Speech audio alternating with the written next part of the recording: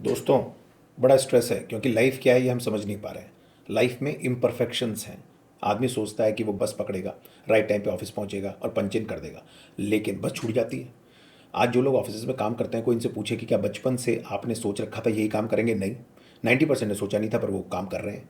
तो जब दुनिया खुद इम्परफेक्शंस में चल रही है, कोई भी सिस्टम परफेक्ट तरीके से दूसरे सिस्टम से इंटरेक्ट नहीं कर रहा है, तभी तो इतना क्राइम है। तो शिट हैपेंस।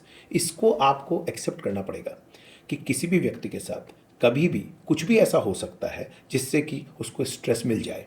आप सोचते हैं कि मैं मेहनत करूंगा तो उसका रिजल्ट आएगा, रिजल्ट से मुझे एक्स वाई जेड खुशी मिलेगी। पर हो सकता है आप मेहनत करें, रिजल्ट नहीं आए, रिजल्ट बाद में आए।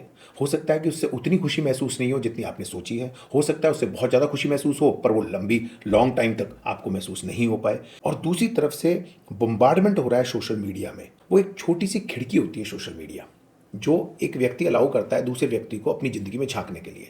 तो उस खिड़की में जो भी बेस्ट पॉसिबल हम लगा सकते हैं, अपनी लाइफ के कुछ अलग अलग प्रकार के आइटम्स, वो हम लगा रहे हैं।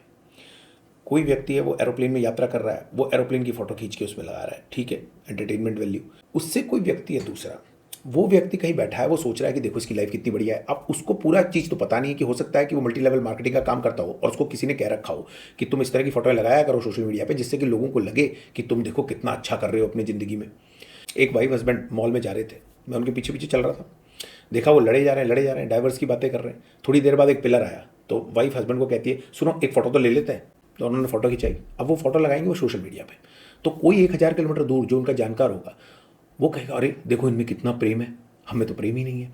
तो ये सोशल मीडिया है, इसको इस तरह से समझना पड़ेगा कि लगातार हमें कंपैरिजन करने पर मजबूर कर रहा है। और वो हम करना नहीं चाहते, पर हमारा जो माइंड है वो सबकॉन्शियस लेवल पे लगातार कंपैरिजन करता है। जो लोग 25 साल 50 साल होने पर ये स्कूल के फ्रेंड्स जब मिलते हैं, तो कुछ फ्रेंड्स होते हैं जो दिल से जुड़े होते हैं, बाकी तो सिंपली जानना चाह रहे हैं कि आप क्या उनसे बेहतर तो नहीं कर रहे ज़िंदगी में। क्योंकि जब उनको पता चलता है कि आप उनसे बेहतर नहीं कर रहे, तो थोड़ी सी उनकी ईगो सेटिस्फाई हो जाती है। और ये एक सच्चाई है। रतन टाटा जी ने कभी ये सोशल मीडिया पे नहीं लगाया होगा कि उन्होंने नई गाड़ी खरीदी, लेकिन अधिकतर लोग जो हैं वो गाड़ी लेते हैं तो उसको सोशल मीडिया पे लगाते हैं। पर उसके पीछे की कहानी क्या है? लेकिन उससे जब हम कंपैरिजन करते हैं तो हमें महसूस होता है कि शायद उसकी ज़िंदगी हमसे बेहतर है, और उससे स्ट्रेस आता है। फिर हम अपने आप को एक्सर्ट करना चाहते हैं और बहुत ज़्यादा मेहनत करना चाहते हैं ताकि हम उनके बराबर पहुंच सकें। तो जो स्ट्रेस की एक साइकिल से क्रिएट हो जाती है। अब दो इलेक्ट्रॉन होते हैं, वो एक जैसा बिहेव नहीं करते एक एटम में। पॉली का एक्सक्लूजन प्रिंसिपल है ये। तो जब दो इलेक्ट्रॉन एक जैसा बिहेव नहीं करते एक एटम में, तो दो मनुष्य कैसे एक जैसा बिहेव करेंगे? हमारे खुद के जो सेल्स होते हैं बॉडी में, वो सारे सेल्स बदल जाते हैं कुछ सालों में। एक व्यक्ति आज कुछ सोच रहा है, कल कुछ सोच रहा है, परसों कुछ और सोचेगा। तो हम नेगेटिवली अफेक्ट हो रहे हैं, पॉजिटिवली अफेक्ट हो रहे हैं दूसरे व्यक्तियों से, क्योंकि उनकी सोच लगातार बदल जाएगी, हमारी सोच भी लगातार बदल जाएगी। Familiarity breeds contempt. आप किसी भी व्यक्ति को अच्छी तरह जान लीजिए, उसके बारे में आपकी ओपिनियन गलत हो जाएगी। तो ये रिलेशनशिप्स की सबसे बड़ी प्रॉब्लम है, चाहे वो वाइफ हस्बैंड की रिलेशनशिप हो या परिवार की रिलेशनशिप हो। हर आदमी ये सोच रहा है कि कहीं ऐसा तो नहीं है कि उससे गलती हो गई और उसको बेटर कोई लाइफ पार्टनर मिल सकता था, क्योंकि परिवार तो वो चूज नहीं कर सकता था। शेक्सपियर बहुत पहले कह गए थे कि so what if she be fair if she is not fair to me. तो कई बार लाइफ में हम जो एक छोटी सी खिड़की होती है किसी की ज़िंदगी की, उस खिड़की में झांक कर एक ओपिनियन बना लेते हैं उस व्यक्ति के बारे में, उस सिचुएशन के बारे में, और उसके कारण हम स्ट्रेस में आ जाते हैं। तो उस खिड़की में झांकने के कारण हमें ऐसा लगता है कि हमारी जो ज़िंदगी है वो बहुत खूबसूरत नहीं है। और हमारे पास थोड़ी सी जानकारी होती है, थोड़ा सा डाटा होता है, थोड़ा सा लोग समझाने और बताने वाले होते हैं, उनके बेसिस पर हम एक डिसीजन ले लेते हैं। वो डिसीजन गलत भी हो सकता है, वो डिसीजन सही भी हो सकता है। और जब वो डिसीजन गलत हो जाता है तो हम सोचते हैं कि हमारा डिसीजन गलत हो गया, हमें स्ट्रेस आ जाता है। वो टोटल पिक्चर हमें पता नहीं होती। हम तो केवल ये गलत सही के एक डायकॉटमी में पड़े रहते हैं। अब मान लो कोई कार है, वो कट मार के एकदम निकल गई 100 की रफ्तार पर। आपको बड़ा गुस्सा आया, 3-4 किलोमीटर उस कार का पीछा किया कि इसको मैं सबक सिखाता हूँ, ऐसे कैसे चला रहा है गाड़ी। और वो कार एक हॉस्पिटल के सामने रुकी, आपने देखा पीछे वाली सीट पे उसकी प्रेग्नेंट वाइफ है, तो आपका गुस्सा खत्म हो गया। आपको लगा इसको तो इमरजेंसी थी। तो ऐसा होता है लाइफ में कि एक बाउंडेड रैशनैलिटी होती है। हम थोड़ा जानते हैं, थोड़ा समझते हैं और उसके हिसाब से अपना ओपिनियन बनाते हैं, और उसी कारण स्ट्रेस में चले जाते हैं। सारी हैपनिंग्स जो होती हैं वो तो वैल्यू न्यूट्रल होती हैं। कोई जाम में फंसा हुआ है व्यक्ति, तो कोई अखबार पढ़ रहा है, कोई फ़ोन पे बात कर रहा है, कोई म्यूज़िक सुन रहा है, और कोई लड़ रहा है, कोई खिड़की में से गालियाँ दे रहा है। तो एक ही सिचुएशन है ना, जाम में सब फंसे हुए हैं। एक ही सिचुएशन में सबका रिएक्शन अलग अलग क्यों आ रहा है? तो जो सिचुएशंस होती हैं वो वैल्यू न्यूट्रल होती हैं।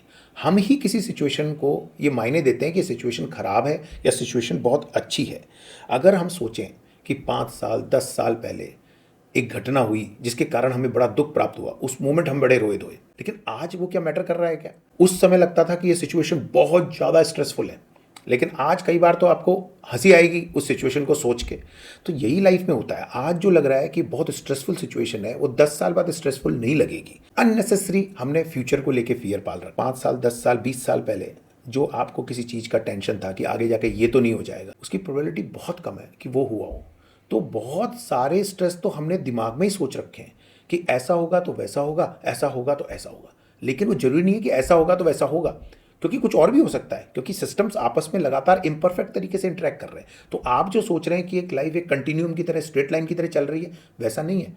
तो हमें समझना पड़ेगा कि जो स्ट्रेस का मेन कारण है वो इम्परफेक्शंस हैं जो दुनिया में ऑलरेडी बने हुए हैं।